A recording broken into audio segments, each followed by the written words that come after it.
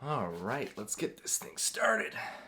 The DJI Spark was initially marketed as a selfie drone, meaning that it was great for taking pictures with friends using only your hands for gesture controls or your cell phone. As someone with far greater aspirations, I was more interested in the cinematography potential of the Spark. I picked up the controller for the extra range and tactile controls, so let's go over what you get and then we'll talk pricing at the end.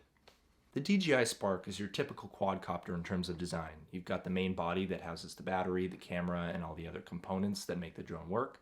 Then you've got the four arms that stick out of the body holding the four separate motors and propellers. However, DJI Spark is a lot smaller than other drones you might have seen professionals or even enthusiasts use. This allows it to be maneuvered in tight spaces while still maintaining a lot of the features people have come to expect and love from DJI drones. Since most people buying a drone at this price are using it for photo taking and video recording, let's start with the camera. It is limited to 1080p at 30 FPS, which compared to higher end drones that shoot in 4K at a higher frame rate is a bit of a downer. However, the colors and dynamic range look pretty incredible for a camera that is this small. When it comes to stabilization, the camera is mounted on a 2-axis gimbal rather than the 3-axis on higher end drones. However, the 2-axis gimbal allows it to be packed in a much smaller space, adding to the portability of the Spark. As you can see for yourself looking at these recordings straight out of the drone, the image is overall pretty great for the form factor. In terms of controls, I love using the controller. I wouldn't recommend anybody rely on the palm gestures or the Wi-Fi signal from their cell phone, because the gestures are unreliable and the range when using your cell phone is rated for only 100 meters with no obstruction, so in reality, you're going to be getting much less. The controller is great. Your phone connects to the controller's Wi-Fi so you get a clear image at all times, as well as the other important information like battery readouts and altitude in the DJI Go 4 app or third-party equivalents. The controller has a range of up to 2 kilometers with its radio signal, which is way more than I'll ever need as a Canadian where we need to maintain visual line of sight with our drones at all times.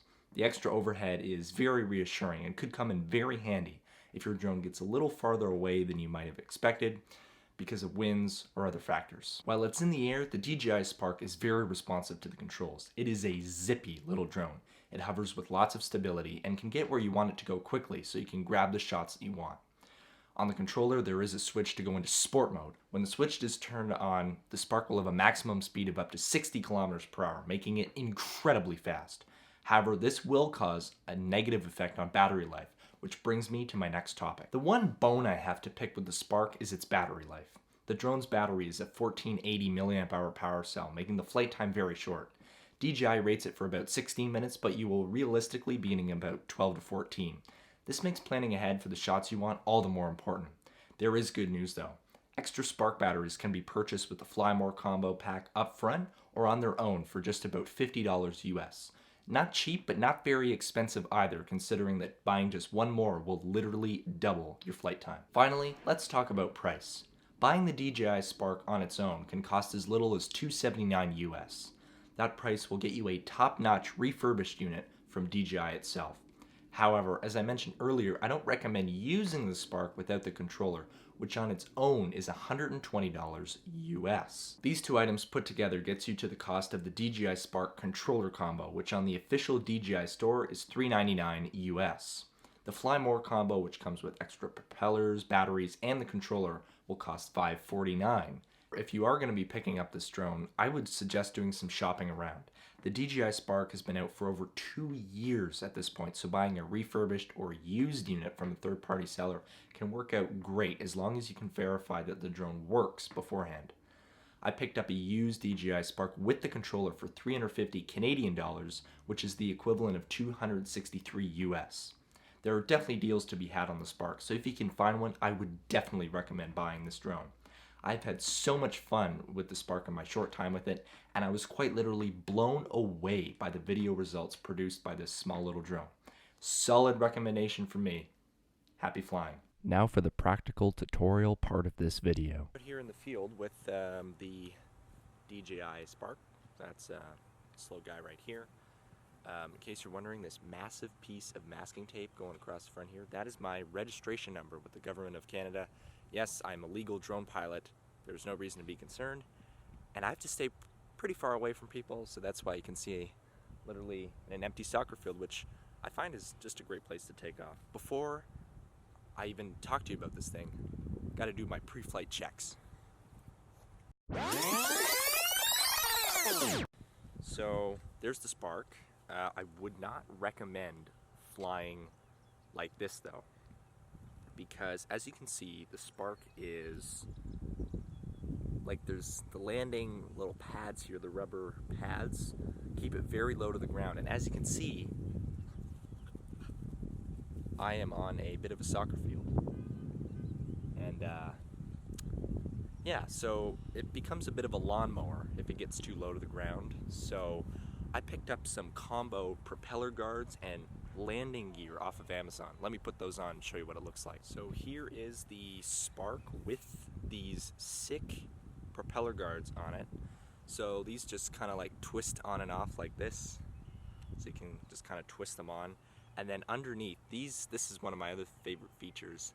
You got these propeller guards. So it substantially lifts the height that the drone sits on the ground at, which is quite handy if you're taking off from grass or any sort of uneven or rough surface. Very useful to have. So here is, in my opinion, what is the must-have controller. So you've got your flat antenna. They actually snap. Let me just...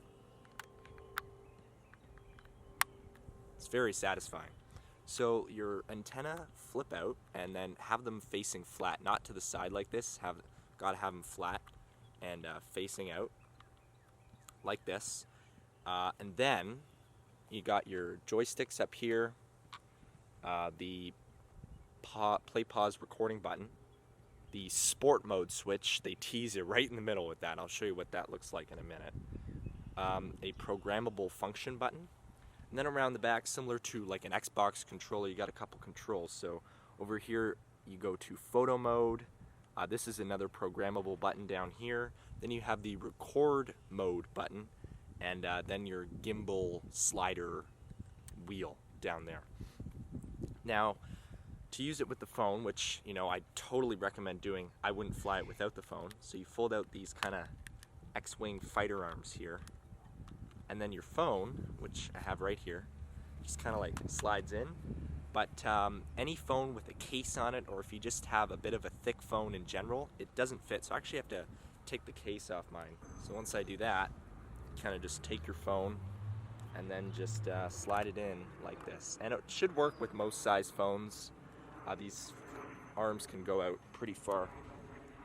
And then once you have your phone in, it'll look something like this. Totally beast. Now, if you are using the controller, your phone is going to connect to the controller's Wi-Fi, not the drone. So the signal is radio from the controller to the drone, and then Wi-Fi from the controller to your phone. So that's pretty cool. Oh, I forgot to mention, on the controller, here's the landing button over here, and this is the power button. So that's pretty great. You can also plug your phone in using an on-the-go cable. In this case, mine would be micro USB to micro USB, because I've had the signal drop a couple times between the controller and my phone. So I'm going to pick one of those up, and once I do, I'll leave an update down there in the description about what the performance is like and whether you should do that as well. So let's connect everything together and see how it flies. All right.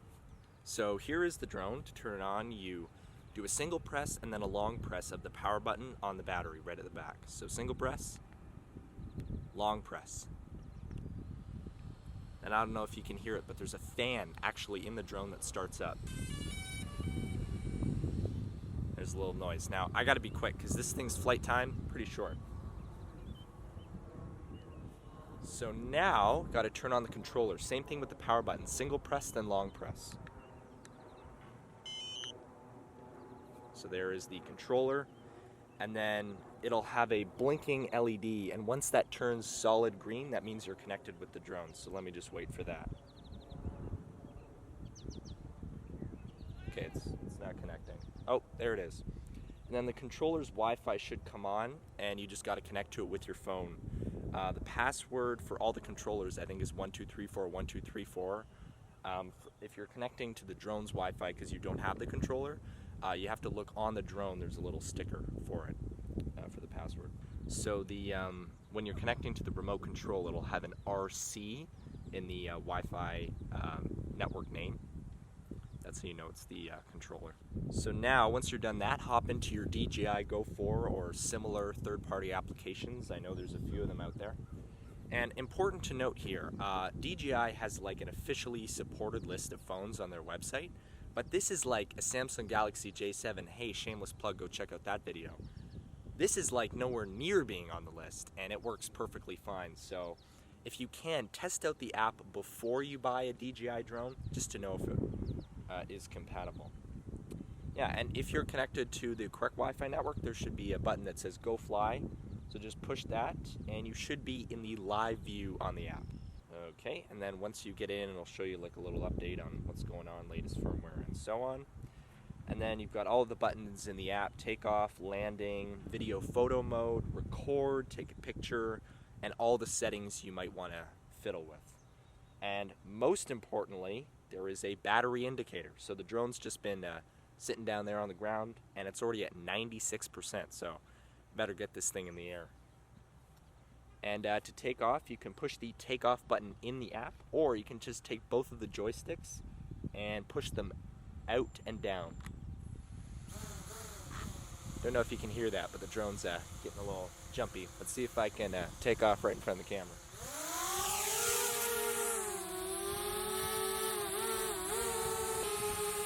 Look at that thing. That's pretty cool.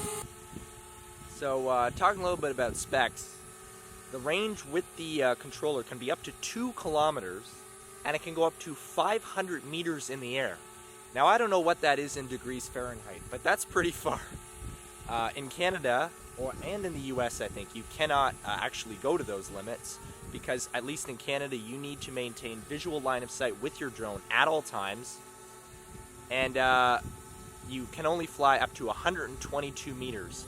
So you can actually go into the app and set the range that the drone will go to, so you don't accidentally go over that. So I usually fly the drone up to about 110. I have it capped in the app at about 115. And there's a plane right there, so yeah, that's why you don't fly too high.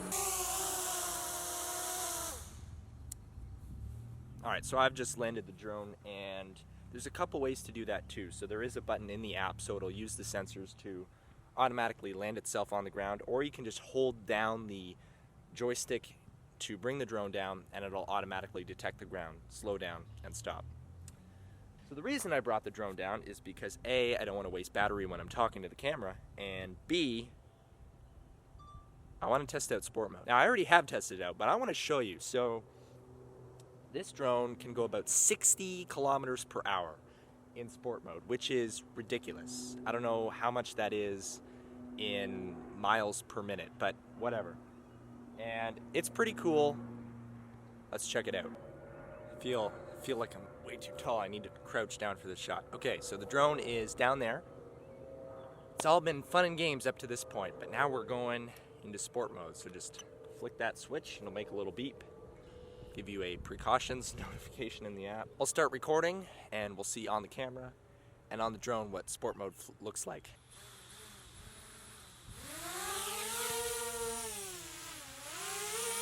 There it is again, and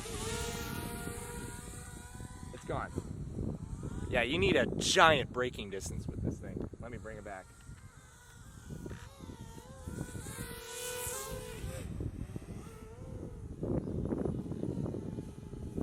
Turning while in sport mode is just ludicrous. Let me bring this thing by once again.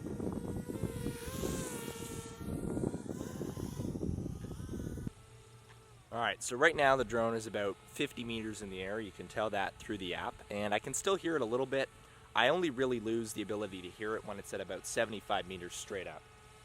Now, one important thing to note is once it's high up, it will start drifting, like it'll try to hover, but it will not come down in the exact same spot. So it's important to keep an eye on it and see what's going on in the app. Also, there is a low battery trigger. So once it reaches a certain threshold, it'll just, come down and try and land.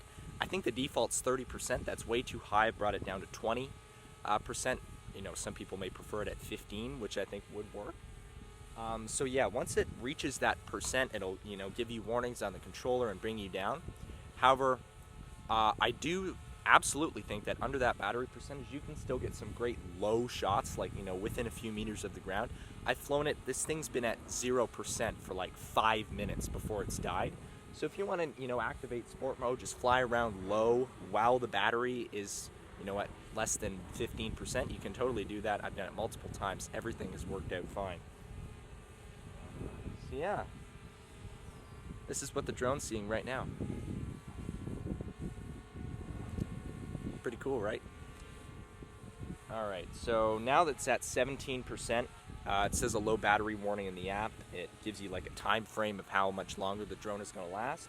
So I'm just going to bring it down on my own, fly it around a bit more, and yeah, that's pretty much it.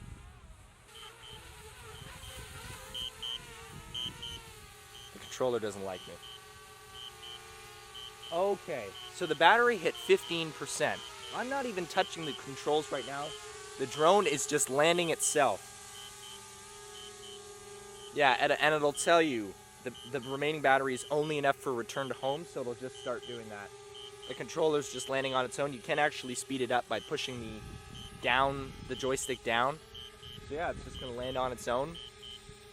And then it gives you a confirmation, so you just slide the slider and it lands. Yeah, and then if it's under 15% battery, once it lands, it can't take off. That just requires too much power. So if you are going to do those low-lying shots with very little battery left, you have to stay in the air. And you literally have to fight it to stay in the air. But, you know, you can have some fun, you know, flying around an open, low area or something like that. So there you go. That is the DJI Spark out in the field. That is all the battery that I have right now. And, yeah, time to pack up and hit the studio.